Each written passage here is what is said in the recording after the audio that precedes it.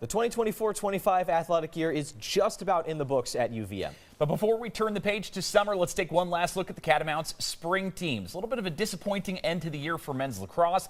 Cats rebounding from a tough start to the season. They did put themselves in position to make the American East tournament at the end, but Vermont would fall on the road at Binghamton in the final game of that regular season. Henry Dodge, he was a star for the Cats this spring, earned All-American honors at the X after leading the country in face-off percentage. His success, though, that could be the Cats' loss as Dodge recently entered his name into the transfer portal. It's not enough sustained offense for Vermont. They dealt with injuries, didn't have a single 20-goal or 30-point score.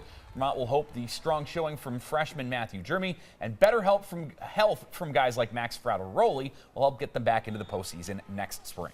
UVM women's lacrosse team had a more encouraging end to the season than did the men. The Cats with an 18-14 win over a postseason-bound UMBC team on the road to wrap up their campaign. That was a bright spot after a difficult spring that saw Vermont fail to qualify for the conference tournament for the second straight season. The Cats certainly had their moments, with Lydia Doras racking up 43 goals and 55 points in her sophomore campaign, and Megan O'Connor capping her career with 37 goals of her own. UVM with room for growth as 4 of their top 6 scorers from this past season were underclassmen.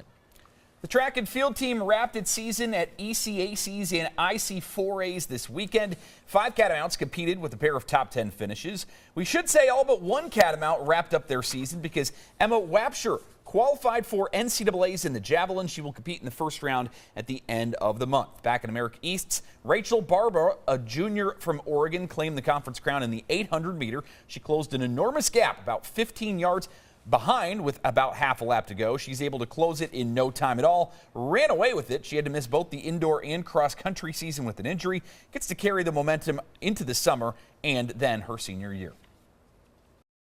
That second lap, I kind of just saw people were fading a little bit, and I just had energy that I didn't expect to have, and I just kind of used every turn to just keep pushing me forward. And with the 200 to go, I just heard my coach yell, "Go win it!" So I just sprinted for my life, really, the last 200, and took a couple looks back in the last 50 meters and thankfully didn't see anyone behind me, so kind of got to celebrate a little early.